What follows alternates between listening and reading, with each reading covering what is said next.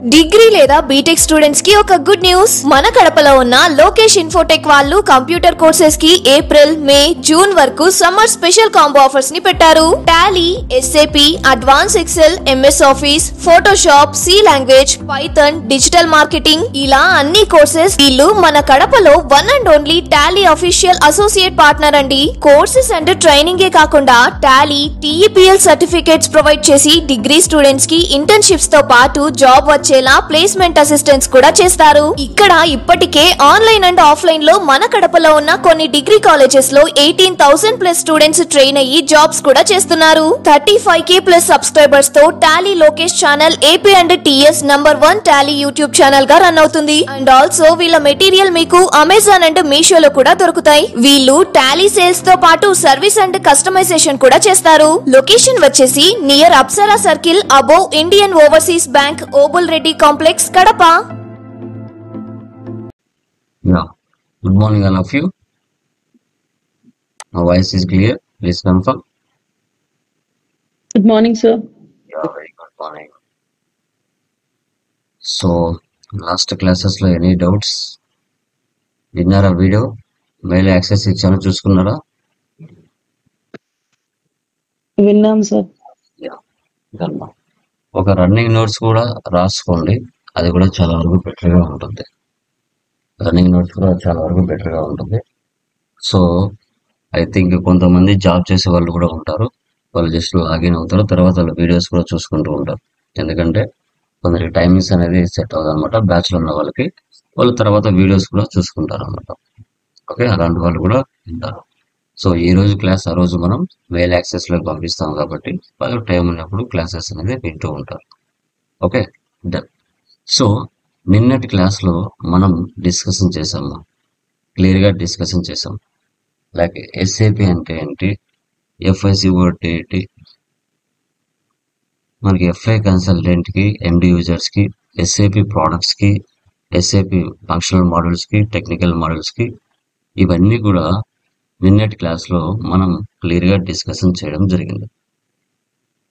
So today క్లాస్లో మనకి ఒక ఎస్ఏపి ఎఫ్ఐసిఓ కన్సల్టెంట్గా మీకు జాబ్ వచ్చిన తర్వాత, మీరు కంపెనీలోకి వెళ్ళిన తర్వాత మీరు ఇక్కడ చేయవలసిన పని ఏంటి, మీ యొక్క రోల్స్ అండ్ రెస్పాన్సిబిలిటీస్ ఏంటి, కంపెనీలోకి వెళ్ళిన తర్వాత మీరు ఏ పనులు చేస్తారు, మీరు చేయవలసిన వర్క్ ఏంటి అనేది టుడే క్లాస్లో roles and responsibilities. As a FI కన్సల్టెంట్గా జాబ్ వచ్చిన తర్వాత, కంపెనీలోకి వెళ్ళిన తర్వాత నువ్వు మొట్టమొదటగా చేయవలసిన పని ఏంటి. సో తర్వాత క్లయింట్స్ అంటే ఎవరు, సో క్లయింట్స్ యొక్క డేటా ఏంటి, తర్వాత మనకి ఎలాంటి టైప్ ఆఫ్ ఎర్రర్స్ క్లయింట్ బిజినెస్లో వర్క్ చేసేటప్పుడు వస్తాయి, ఇవి కూడా మనం క్లియర్గా డిస్కషన్ చేద్దాం. Okay, done. చూడండి,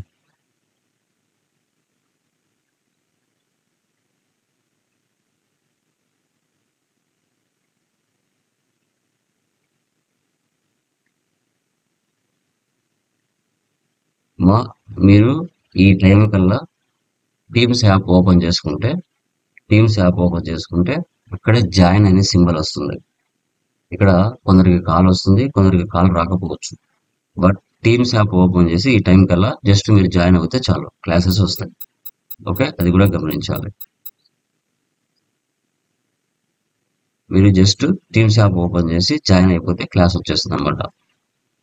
సార్ మళ్ళీ దీనికి కాల్ వస్తుందా అంటే కాల్ అంటూ ఏం రాదు. ఓకే, 7 o'clockకి టీమ్స్ యాప్ డౌన్లోడ్ చేసుకుని ఓపెన్ చేసుకుని జాయిన్ అయిపోతే సరిపోతుంది, ఎనఫ్. యా, చూడండి, పీపీటీ కనబడుతుందా? Please confirm.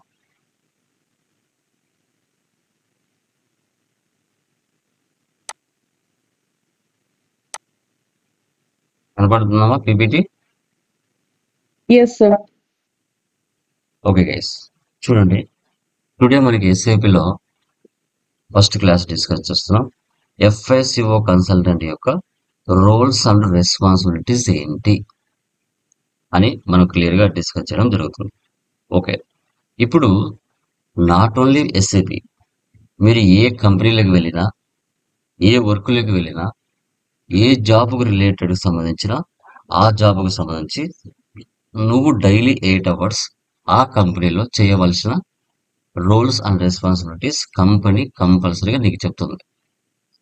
నువ్వు 8 అవర్స్లో నీ యొక్క వర్క్ ఏం చేసావు అనేది నువ్వు వాళ్ళకు చూపించాల్సి వస్తుంది. మీరు ఏ కంపెనీలకు వెళ్ళినా ఎక్కడ వెళ్ళినా ఏ జాబ్కు రిలేటెడ్ ఇన్ఫర్మేషన్ ఆ జాబ్ వర్క్ సంబంధించిన డీటెయిల్స్ అనేది మీకు క్లియర్గా వాళ్ళు ఎక్స్ప్లెయిన్ చేస్తారు. ఓకే, ఇక్కడ మన పాయింట్ ఆఫ్ వ్యూలోకి వచ్చిన తర్వాత ఎస్ఏపి ఎఫ్ఐసిఓలో చూసుకున్నట్లయితే ఇక్కడ చూడండి కొన్ని ఇన్ఫర్మేషన్ ఇచ్చాను. The FICO consultant in the SAP centre of excellence shall be responsible for supporting finance and controlling projects and will lead the analysis, design, documentation, configuration, testing, support of the SAP FICO areas to meet the business needs of SAP. ఇప్పుడు మీరు చూసుకుంటే ఒకవేళ మీరు BCom students అయి ఉంటే మనకి accounting cycle అనేది ఒకటి ఉంది. Transactions, journal entries, ledger, trial balance, trading account, profit and loss, balance sheet. ఇలా ఈ సైకిల్ ప్రకారంగా చేస్తేనే నీ బిజినెస్ సంవత్సరం కాలం పాటు ప్రాఫిట్లో ఉందా లాస్లో ఉందా అనేది తెలుస్తుంది. ఇక్కడ కూడా ఒక ఎఫ్ఐసిఓ కన్సల్టెంట్ రెండింటి మీద వర్క్ చేస్తాడు. ఎఫ్ఐ మీద పనిచేస్తాడు, కంట్రోల్ మీద పనిచేస్తాడు. ఎఫ్ఐ అనేది ఒక మోడల్, సిఓ అనేది ఒక మోడల్. ఓకే, సో ఫైనాన్స్ ప్రకారంగా బిజినెస్లో ఎలాంటి కాన్ఫిగరేషన్లు చేస్తాం, కంట్రోలింగ్ ప్రకారంగా బిజినెస్లో మనము కాస్ట్ తగ్గిస్తూ ఏ విధంగా అవుట్పుట్ని మనం తీసుకొని వస్తాం అనేది ఎఫ్ఐసిఓలో మనం చూస్తాం. అంతకు ముందుగా మనం ఏం చేస్తామంటే ఒక క్లయింట్కి సంబంధించిన business objectives, activities, work information వీటన్నిటి మీద మనం ఒకసారి ఫోకస్ చేయాలి. అసలు ఏంటి ఆ బిజినెస్ యొక్క క్లయింట్స్ యొక్క బిజినెస్ ట్రేడింగా, మ్యానుఫ్యాక్చరింగా, సర్వీసా? సో ఆ పర్సన్కి విత్ ఇన్ ఇండియాలో కస్టమర్స్ ఉన్నారా, అదర్ కంట్రీస్లో కస్టమర్స్ ఉన్నారా, ఇండియాలో వెండర్స్ ఉన్నారా, అదర్ కంట్రీస్లో వెండర్స్ ఉన్నారా? ఫస్ట్ మనం అనాలిసిస్ చేస్తాం. అనాలిసిస్ చేసిన తర్వాత డిజైన్ చేస్తాం. ఓకే, వెండర్స్ ఇంతమంది ఉన్నారు, కస్టమర్స్ ఇంతమంది ఉన్నారు, ఓకే ఇలా వరకు సర్వీసా, ట్రేడింగా, కంపెనీ అనేది డిజైన్ చేస్తాం. తర్వాత వాటన్నిటి మీద మనం కాన్ఫిగరేషన్స్ అన్నీ చేస్తాం. కాన్ఫిగరేషన్లు చేసిన తర్వాత అవన్నీ కరెక్ట్గా వర్క్ అవుతున్నాయా లేదా అనేది టెస్టింగ్ చేస్తాం. టెస్టింగ్ చేసిన తర్వాత వాళ్ళకి ఏమైనా ఎర్రర్స్ వస్తే వాళ్ళకు సపోర్ట్ చేస్తాం. చేసిన తర్వాత ఫైనల్గా డాక్యుమెంటేషన్ అనేది రిపోర్ట్స్ రూపంలో మనం ఆ క్లయింట్స్కి సబ్మిట్ చేస్తాం. ఇది general theory of FICO consultant roles and responsibilities. ఇప్పుడు మనకు అకౌంట్స్లో అకౌంటింగ్ సైకిల్ ఎలా ఉంటుందో ఇక్కడ కూడా ఎస్ఏపిలో అకౌంట్స్ కరెక్ట్గా రావాలంటే ఇక్కడ కూడా మెథడాలజీ ఉంటుంది. ఆ మెథడాలజీ ఏంటి? S/4 హనాలో అయితే యాక్టివేట్ మెథడాలజీని కొత్తగా రిలీజ్ చేశారు. S/4 హనా రావడానికి ఇంకా మనకి 2027 కానీ 2030 కానీ ఇండియాలోకి రావడానికి టైం పడుతుంది. ప్రజెంట్ ఇండియాలో వర్క్ చేసినట్లయితే ECC 6.0 SAP మెథడాలజీని ఉపయోగించాలి. ఈ అసాప్ మెథడాలజీ ఏంటి సార్ అంటే అకౌంటింగ్ సైకిల్లో ఒక 6-7 మెథడ్స్ ఎలా ఉన్నాయో ఇక్కడ కూడా ఒక 5 మెథడ్స్ ఉంటాయి. ఆ మెథడ్స్ ప్రకారంగా వెళ్తేనే మీ అకౌంట్స్ కరెక్ట్గా వస్తాయి. అవి ఫర్దర్ క్లాస్లో మనం క్లియర్గా డిస్కస్ చేస్తాం. ఓకే, ఇక్కడ చూడండి, కీ రెస్పాన్సిబిలిటీస్ మనకి 2 టైప్స్ ఉంటాయి. ఒకటి స్ట్రాటజిక్ లెవెల్, మరొకటి ఆపరేషన్ లెవెల్. స్ట్రాటజిక్ లెవెల్లో ఏముంటుంది, ఆపరేషన్ లెవెల్లో ఏముంటుంది? ఆపరేషన్ లెవెల్లో వాళ్ళ సబ్స్ ఉన్నాయి.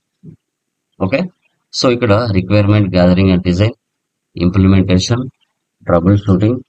ఓకే, సో తర్వాత మనకి ట్రైనింగ్, తర్వాత డాక్యుమెంటేషన్ అండ్ కంప్లైంట్స్, అండ్ తర్వాత MIS అండ్ రిపోర్ట్స్.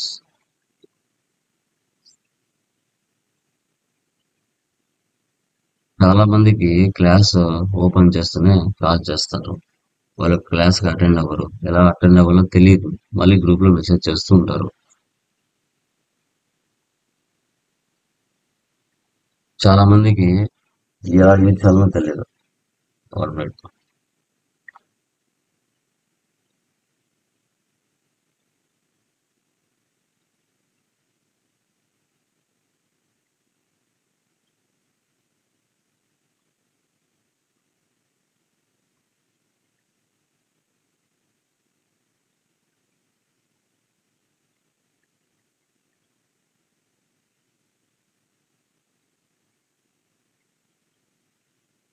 చాలాసార్లు రిక్వెస్ట్ నేను పంపిస్తాను, క్లాస్ స్టార్ట్ అవుతుంది, క్లాస్ టైం అవుతుంది, జాయిన్ అవ్వండి అనేసి.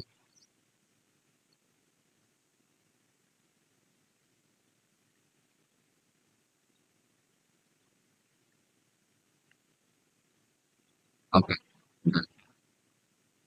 చూడండి ఇక్కడ ఆపరేషనల్ లెవెల్లో మీరు చూసుకుంటే requirement gathering and design, implementation, trouble shooting, training, documentation and complains, MIS and reporting అంటుంది. ఓకే, ఫస్ట్ చూడండి స్ట్రాటజిక్ లెవెల్ అంటే ఏంటో చూడండి.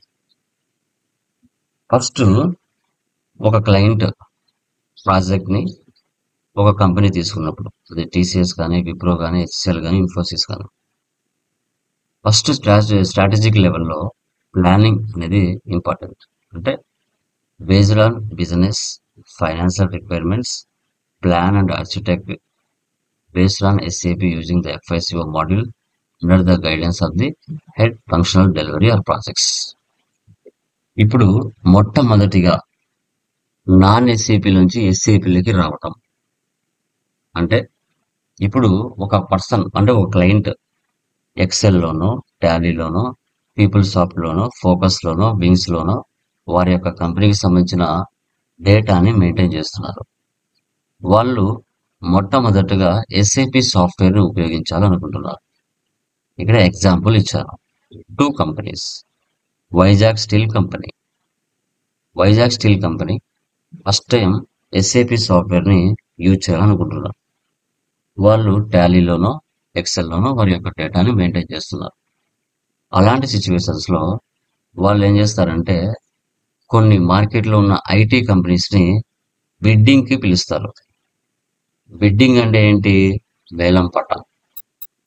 సో ఒక 10 కంపెనీస్ని పిలుస్తారు, పిలిచి వాళ్ళు చెప్తారు, సో ఇలా పలానా మా వైజాగ్ స్టీల్ కంపెనీ అకౌంట్స్ని ఎస్ఏపిలోకి మ్యాప్ చేయాలి అనుకుంటున్నాము, అందుకు గాను మీరు ఎంత అమౌంట్ ఛార్జ్ చేస్తారు, ఎంత కాలం, ఎంత సమయం మీకు పడుతుంది, మీ బడ్జెట్ ఎంత అని బిడ్డింగ్ వాళ్ళు పిలుస్తారు. సో అప్పుడు ఐటీ కంపెనీస్లో వర్క్ ఏంటి? ఈ పనే కదా, క్లయింట్ వర్క్ను తీసుకొని అది కంప్లీట్ చేసి ఆ క్లయింట్కి ఇవ్వాలి కదా. సో కాబట్టి టీసీఎస్ కంపెనీ, లైక్ ఇక్కడ చూడండి, IT companies TCS, Wipro, HCl, Infosys, Capgemini, Cognizant, ఇలా చాలా కంపెనీలు వస్తాయి వేలం పట్టకు. వచ్చిన తర్వాత వాళ్ళు చెప్తారు, ఒకరేమో 1 crore అంటారు, మరొకరేమో 2 crores అంటారు, మరొకరేమో 3 crores అంటారు.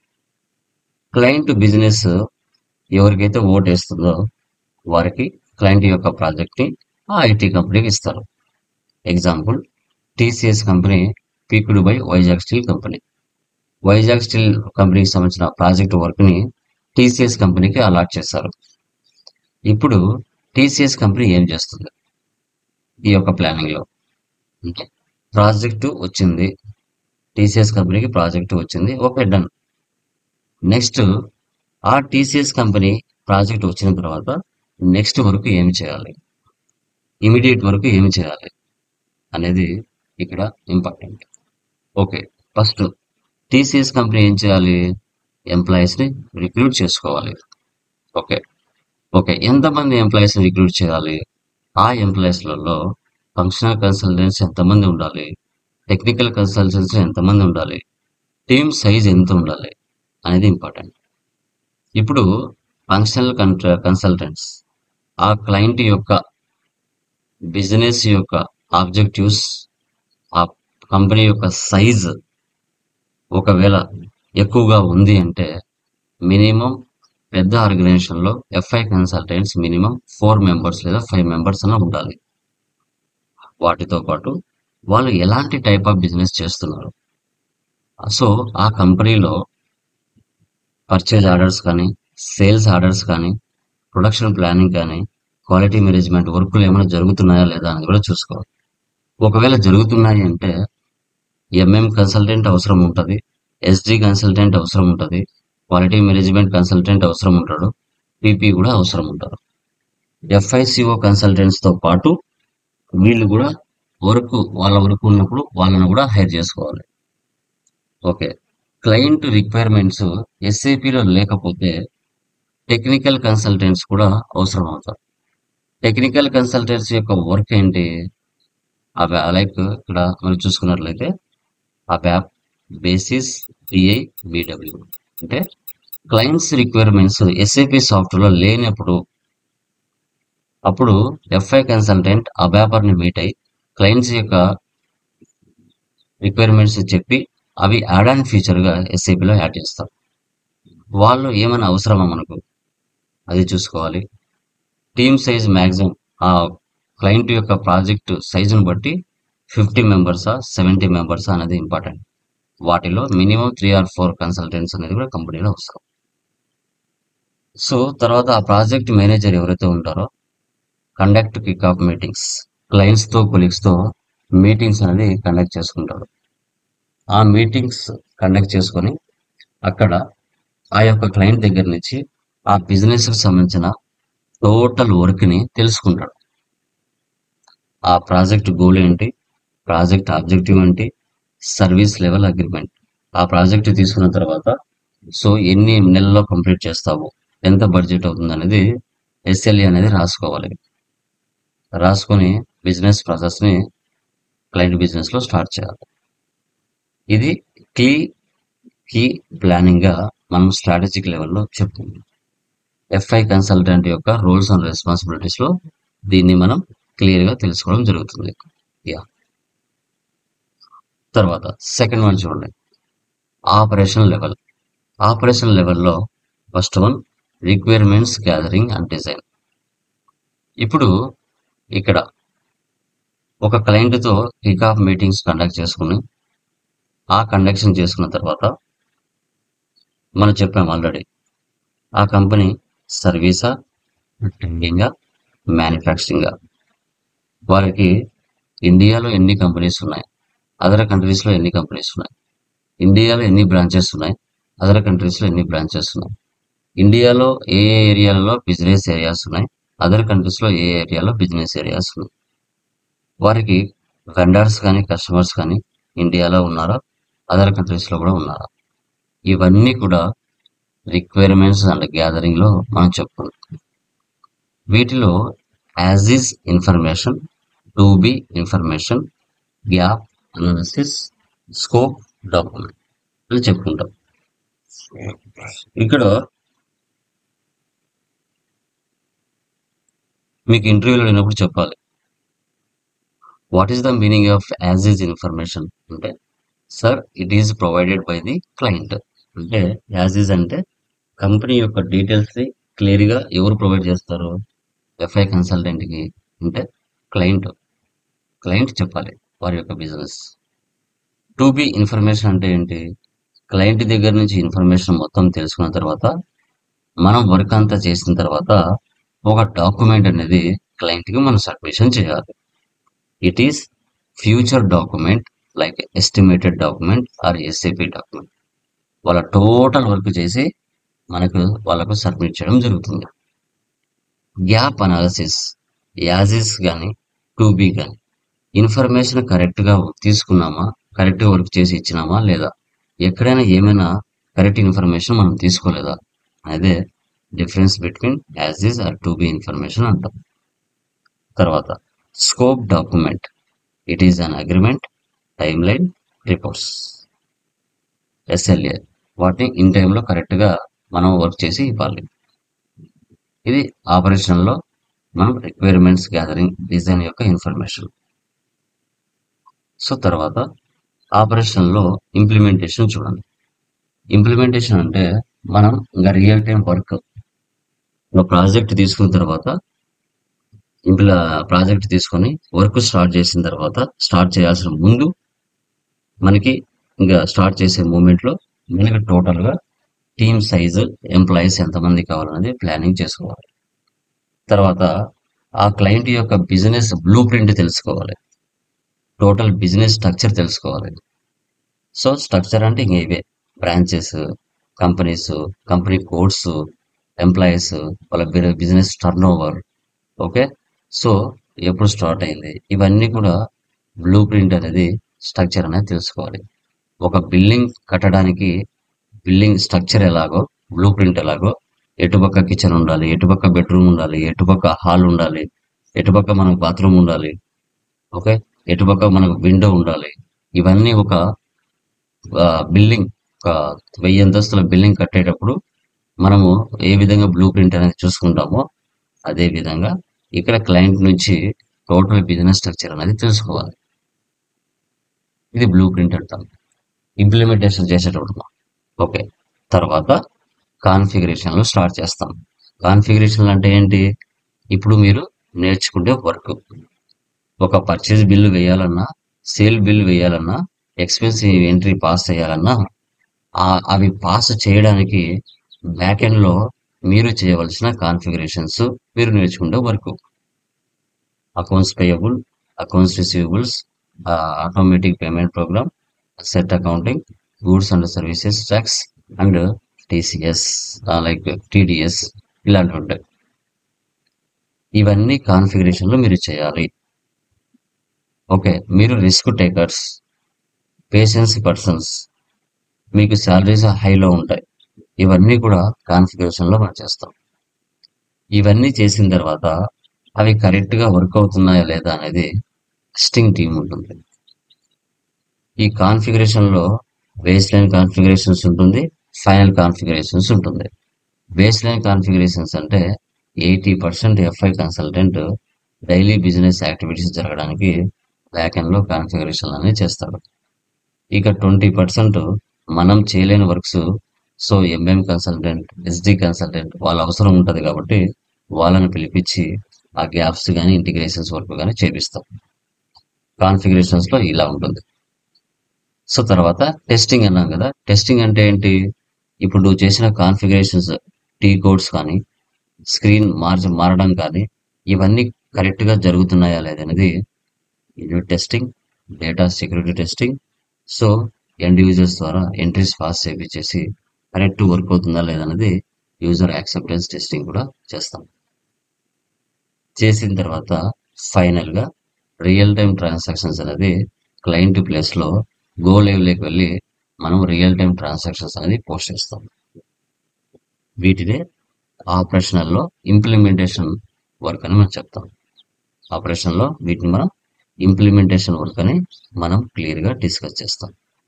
యా, సో తర్వాత ఇంప్లిమెంటేషన్ తర్వాత ట్రబుల్ షూటింగ్, సపోర్టింగ్ ప్రాజెక్ట్ అంటాం. అది ట్రబుల్ షూటింగ్ అంటే ఇంకా ప్రాజెక్ట్ అనేది మీరు వర్క్ చేసేసారు, ఇప్పుడు రియల్ టైంలో ట్రాన్సాక్షన్లో మీరు పోస్ట్ చేస్తున్నారు.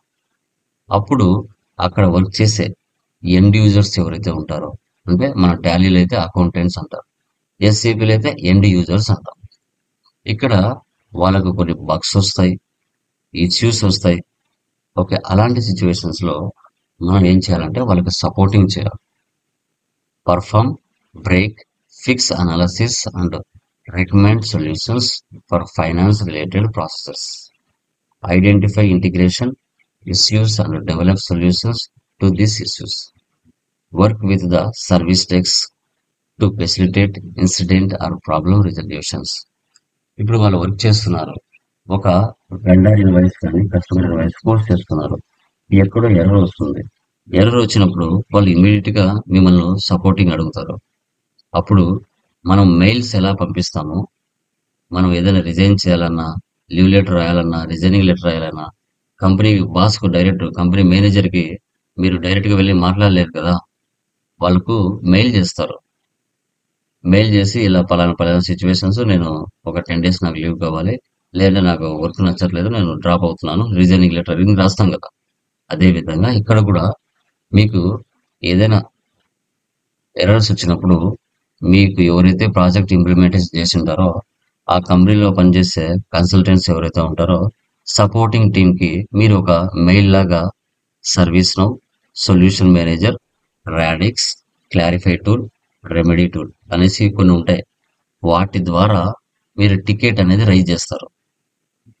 మీ యొక్క ఎఫ్ఐసిఓ కన్సల్టెంట్కి టికెట్ రైజ్ చేస్తారు.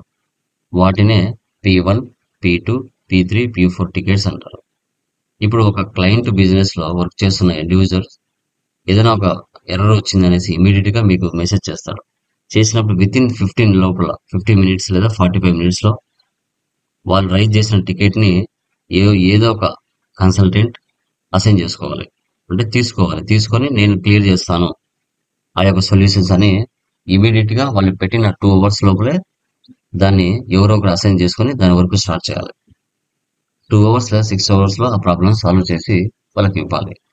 అలా నువ్వు ఇమీడియట్ రెస్పాండ్ ఇస్తేనే నీకు ఆ హెక్స్ వస్తాయి. మీ వర్క్ ప్రాసెస్ బాగుంటే మీ శాలరీస్ కూడా గెయిన్ చేసుకుంటారు. హైలో మీరు సరిగా క్లయింట్కి రెస్పాండ్ అవ్వకుండా సరైన ఇన్ఫర్మేషన్ ఇవ్వకపోతే వాళ్ళు నీ మీద బ్యాడ్ రివ్యూ రాస్తే మీ జాబ్ పోతుంది, హైక్స్ కూడా రావు. P1, P2 అంటే హై ప్రయారిటీ టికెట్స్. వాళ్ళు లైవ్లో వర్క్ చేస్తుంటారు. ఆ లైవ్లో ఏదో ఎర్రర్ వచ్చింది, దాన్ని ఇమీడియట్గా సాల్వ్ చేయాలి. దాన్ని P1, P2 టికెట్స్ అంటారు. P3, P4 టికెట్స్ అయితే 1 డే 2 డే లేట్ అయినా కూడా ఏం కాదు. Okay, response and resolutions, SLS for incidents.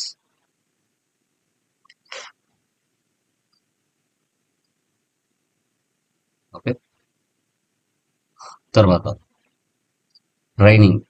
ఇప్పుడు క్లయింట్కి వర్క్ చేసే బిజినెస్లో ఎండ్ యూజర్స్ ఎక్కువ ఎర్రర్స్, బగ్స్ రాకూడదు అనుకుంటే మీరు ప్రాపర్ ట్రైనింగ్ ఇవ్వాలా. ఎవరు ఇవ్వాలా? FI కన్సల్టెంట్ అక్కడ పనిచేసే ఎండ్ యూజర్స్కి ప్రాపర్ ట్రైనింగ్ ఇవ్వాలి. Provide application support and training to the end users. Clarify processes to end users and business stakeholders as required. Keep abreast of SAP releases, enhancements, new functionality and perform application research. ఇక్కడ చూడండి, end యూజర్స్కి మీరు proper training ఇవ్వాలి. మీరు proper training ఇస్తే వాళ్ళు ఎలాంటి mistakes లేకుండా డెబిట్లో క్రెడిట్లో debit అలాంటి మిస్మ్యాచ్లు చేయకుండా ప్రాపర్గా ఎంట్రీస్ అనేది పాస్ చేస్తారు. పాస్ చేసిన తర్వాత ఒకవేళ క్లయింట్ బిజినెస్లో ఏవైనా కొత్త ఎన్హాన్స్మెంట్స్, ఫంక్షనాలిటీస్ ఏవైనా కొత్తగా కావాలి అనుకున్నప్పుడు మళ్ళీ ఆ క్లయింట్ యొక్క బిజినెస్ వాళ్ళు మీకు టచ్లో వస్తారు. SAPలో న్యూ వర్షన్స్ ఏమైనా రిలీజ్ అవుతూ ఉంటే వాటిని కూడా అప్డేషన్ చేసుకుంటూ వస్తారు. ఇవి ఏ విధంగా అప్డేషన్ చేసుకోవాలి, ఏవైనా కొత్త రిక్వైర్మెంట్స్ వస్తే మాతో ఏ విధంగా మీరు ఇంటరాక్ట్ అవ్వాలి, ఇవన్నీ కూడా మీరు ట్రైనింగ్లో అక్కడ వర్క్ చేసే ఎండ్ యూజర్స్కు మీరు ప్రాపర్గా వాళ్ళకు ట్రైనింగ్ అనేది ఇవ్వాలి. అది చాలా ఇంపార్టెంట్. సో తర్వాత documentation and complaints. Create and maintain all required technical documentation for as is methodology and processes around SAP FICO and other projects selected. Provide detailed transaction information to internal and external auditors as required. ఇప్పుడు మీరు చేసిన work ఏదైతే ఉంటుందో వాటన్నిటినీ ఒక 500 పేజెస్లో కానీ 200 పేజెస్లో కానీ starting నుంచి ఎండింగ్ వరకు నువ్వు టోటల్ ఇన్ఫర్మేషన్ని గ్యాదర్ చేసి ఒక ఫైల్ని రెడీ చేయాలి. ఫైల్ని రెడీ చేసి ప్రతి కంపెనీలో ఇంటర్నల్ ఆడిటర్స్ ఉంటారు, ఎక్స్టర్నల్ ఆడిటర్స్ కూడా ఉంటారు. వారికి మీరు పూర్తిగా ఇన్ఫర్మేషన్ ఒకసారి తెలియచేయాలి. మేము చేసిన ఈ ప్రాజెక్ట్ వర్క్, వీటికి సంబంధించిన ఇంపార్టెంట్ బ్లూ ప్రింట్, వాటి డాక్యుమెంటేషన్ కంప్లైంట్స్ రూపంలో రెడీ చేసి పెట్టుకోవాలి. పెట్టి ఫైనల్గా MIS అండ్ రిపోర్ట్స్, అంటే వాళ్ళకు డాక్యుమెంటేషన్ సబ్మిట్ చేసిన తర్వాత ఒకవేళ అక్కడ వర్క్ చేసే ఎంప్లాయీస్కి ఒక ప్రాజెక్ట్ కంప్లీట్ అయిన తర్వాత వాళ్ళు రియల్ టైం వర్క్ చేసిన తర్వాత ఒక 1 year ప్రాసెస్లో అక్కడ వర్క్ చేసే ఎంప్లాయీస్కి కాన్ఫిగర్లో కానీ develop financial reports as required by the functional team. Okay, వాళ్ళకు మంత్లీ ఎన్ని రిపోర్ట్స్ ఎర్రర్స్ వచ్చాయి, weekly reports, monthly reports, complaint tickets and work in progress tickets, ఏమేమి టికెట్స్ వచ్చాయి మంత్లీ కానీ వీక్లీ కానీ, వాటిని ఏ విధంగా సాల్వ్ చేశారు, ఎలాంటి ఎర్రర్ వస్తే ఏ విధంగా మనం సాల్వ్ చేయాలి అనేది మంత్లీ రిపోర్ట్స్ కానీ వీక్లీ రిపోర్ట్స్లో కానీ వాళ్ళు రైజ్ చేసిన టికెట్స్ ఏవైతే ఉంటాయో వాళ్ళకు ఇంటర్నల్గా కంపెనీ వాళ్ళకు పంపిస్తూ ఉండాలి.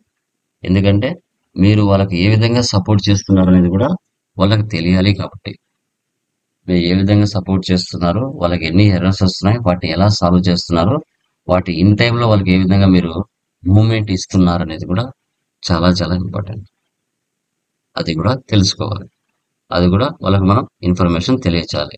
ఎంఐఎస్ అండ్ రిపోర్ట్స్లో వాటిని మీరు ప్రాసెస్ వైజ్గా రాసి వాళ్ళకి చూపించాలి, స్క్రీన్ షాట్స్తో సహా. సో వీటినే మనం ఎఫ్ఐసిఓ కన్సల్టెంట్ యొక్క రోల్స్ అండ్ రెస్పాన్సిబిలిటీస్ అని చెప్తాం. ఒక బిజినెస్లోకి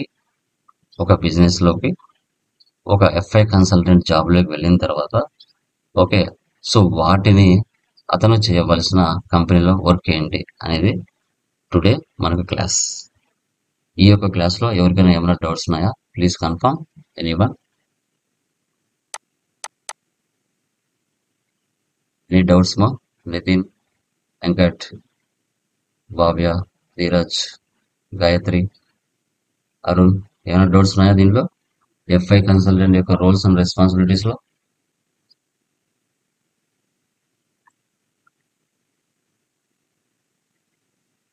క్లియర్ అమ్మా? రెస్పాండ్, మ్యూట్ తీసి మాట్లాడండి. ఏమైనా డౌట్స్ ఉన్నాయా దీనిలో? Please confirm once. లేదు sir. Yeah last yeah remaining one మా గాయత్రి, వెంకట్, ఏమైనా డౌట్స్ ఉన్నాయమ్మా? క్లియర్ కదా? ఒక real time client Yes. Business లోకి మీరు వెళ్ళిన తర్వాత ఒకవేళ ఇంటర్వ్యూలో మీకు క్వశ్చన్స్ అండ్ ఆన్సర్స్ అడిగినా, so what are the FI consultant roles and responsibilities at the time of client place అడిగినప్పుడు మీరు చెప్పాలి. స్ట్రాటజిక్ లెవెల్, ఇంప్లిమెంటేషన్లో లైక్ ఆపరేషన్లో, requirement gathering or design, implementation, trouble shooting, documentation, training. ఈ ఆర్డర్లో చెప్పారంటే వాళ్ళు సైలెంట్ అయిపోతారు. దాంట్లో ఎటువంటి డౌట్ అయితే లేదు. ఓకే,